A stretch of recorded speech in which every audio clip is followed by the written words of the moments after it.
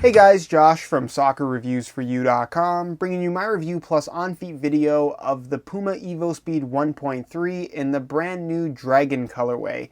Now, as you guys can see, it does not come in a standard Puma box. Instead of being red and white, this one is straight up cardboard color with red graphics. You're going to find that it has a sleeve around the box with what I'm going to assume is a symbol or a word. If I had to guess, it would be dragon. There's really no way for me to look that up. But if you know what this symbol is, let me know down below in the comment section. So I'll remove the sleeve here and take a look at what's on the inside. Open up the box and you'll see that all you get are the shoes themselves. They do not come with any extras. So let me get these guys out of the box really quickly and we'll take a closer look at the very unique Dragon colorway of the evoSPEED 1.3. So here they are in today's video. We are of course going to take a detailed look at the colorway itself, talk tech specs, and just take a closer look at the details that are specific to this particular colorway of the evoSPEED. So if you're interested in learning more, please stick around and watch the entire video. And if you're interested in a pair of these for yourself, check out the review page on my website. It'll be the very first link down below in the description of this video. On that page you will find buy it now links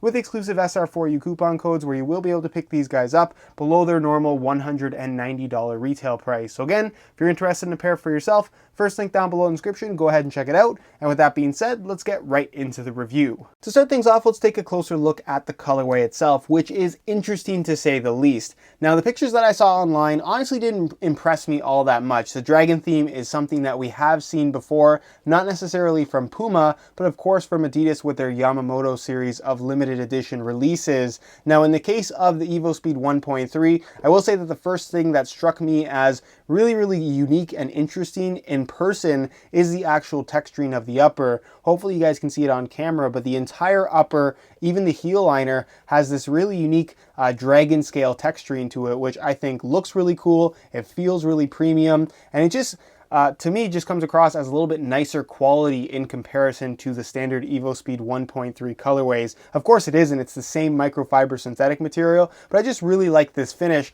that does change up the feel of the shoe ever so slightly in that it's not a matte finish with some grip texturing here at the front. It's pretty much just one shiny finish across the entire upper. Again, not a major difference when it comes to actual performance, but something that is worth noting. Now, you do have a white base to the shoe, as you guys can see, the Puma form stripe in red with a what they call sea pine green, having this kind of dragon scale graphic running all the way through it. Now, on the medial side of the shoe is where you're going to find the head of this dragon, and it kind of twists and turns and curls itself around the entire shoe. I'm not exactly sure. I think it starts here, it goes like this, loops around. It's really cool artwork, very detailed, and it just is printed very nicely on the shoe. We have seen printed uppers, printed patterns on uppers from Puma in the past, most notably the X-Ray Puma evoSPEED that wasn't particularly high quality, but this one just looks very premium in person. You have some of the dragon's tail right here at the toe,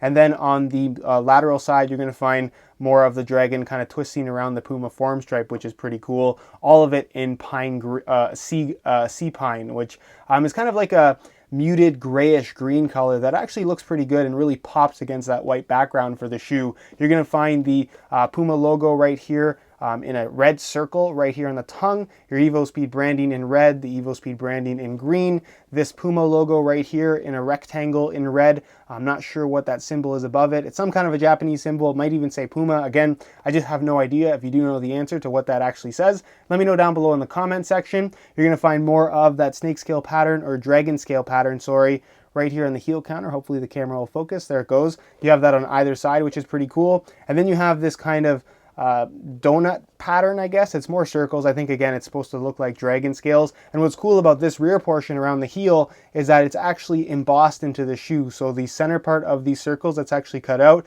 is pressed in. So it has this really unique texturing to it that is maybe a little bit difficult to see on the video, but very noticeable in person. One more Puma logo right there in red and green on the back. The insole features also that same pattern there. Again, the heel liner has that cool dragon scale effect to it as well. And then the entire sole plate is a combination of that sea pine green and of course red with the tips of the studs, as well as the speed track through the midfoot. So that's pretty much it as far as the colorway itself is concerned. Let me know your thoughts on it down below in the comment section. Do you like how these look? Why or why not? And with that being said, let's move on to the tech specs so we can learn a little bit more about the overall performance. As far as performance is concerned, the evoSPEED 1.3 is a solid option, but in its category of lightweight synthetic shoes, I will say that it is one of my least favorite in terms of what's available right now, and that's when comparing it to shoes like the Adidas F50 Adizero, either the 2014 or 2015 models, as well as the Nike Mercurial Vapor 10, amongst several other thin lightweight shoes out there right now.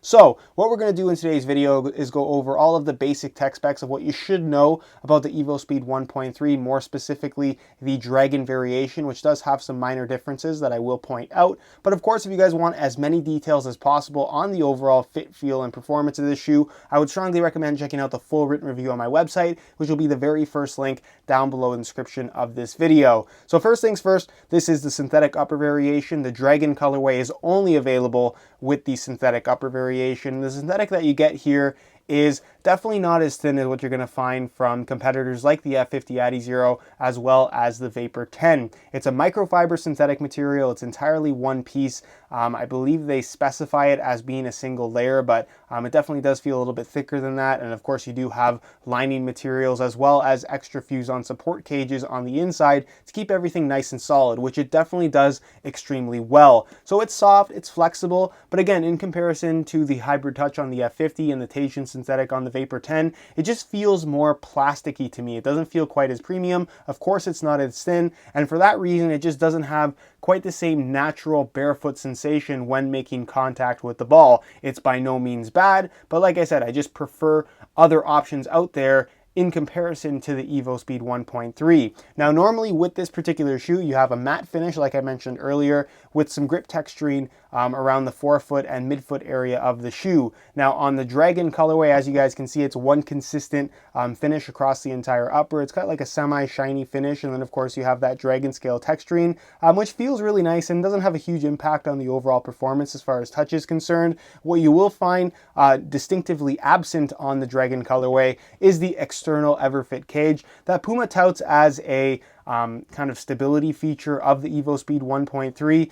You're going to find it right here in kind of like a clear type of material on top of the actual upper. I've said this in the past and I'll say it again, I really don't think that this has any impact on stability whatsoever, just based on how it's positioned and how the upper itself on its own with those internal support cages feels pretty much the same. And they didn't include it here on the Dragon colorway. It's got the same internal supports, and I think that just goes to show that the EverFit cage externally anyways is just one of those gimmicky things that they are promoting as kind of like a latest and greatest technology type of feature, as opposed to something that actually has an impact on the overall performance. You're also going to find that the tongue area normally on the evoSPEED 1.3 does have little cutouts here through the middle, kind of closer to the bottom of the tongue, whereas you don't have any of those same cutouts here on the evoSPEED 1.3 graphic. And I would say that the tongue itself does feel a little bit thicker on this particular colorway in comparison to the standard ones. You're going to find that it does have a fairly low cut in the heel, an external plastic heel counter with the little cutouts right here in the middle.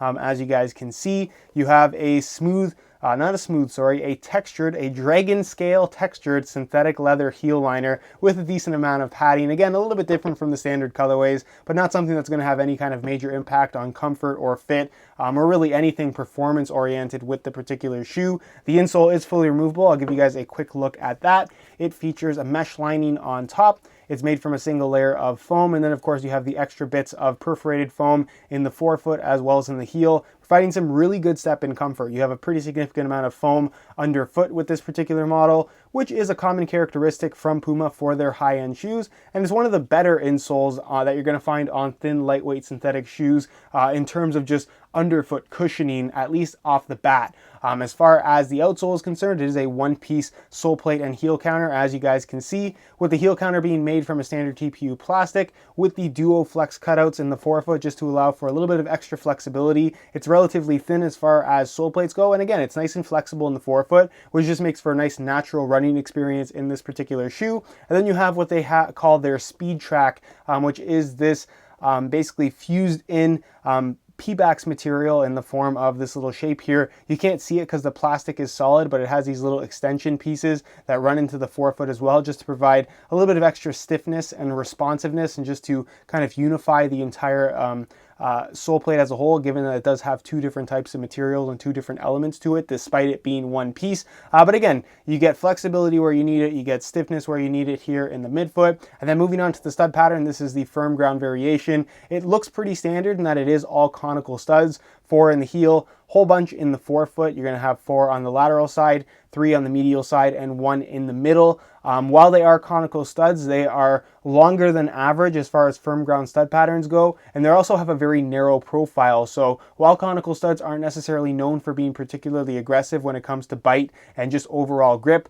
that is exactly what you do get with this particular stud pattern, that they dig in really, really easily because of their narrow profile, and because they are a little bit longer, they dig in deeper and provide plenty of multi-directional traction. And because they're conical in shape, you still get plenty of room to twist and pivot, and you just have that freedom. You never feel like you're locked into the ground. So traction is very, very good with the evoSPEED 1.3. Definitely a strong suit of this particular shoe, my personal favorite element. And overall, it's still a solid option. The evoSPEED 1.3 is a great shoe if you're looking for something thin and light from Puma. With that being said, I think that if I was going for something thin and light from Puma, my choice would likely be the evoPower 1.2 as opposed to the evoSPEED 1.3, because they are actually in pretty much the exact same weight range, despite them being two different styles of soccer shoe. In terms of weight, the evoSPEED 1.3 is a lightweight shoe, but certainly nothing spectacular. So I'm going to weigh this pair for you today in real time. Keep in mind this is a brand new pair in a size 9.5 US.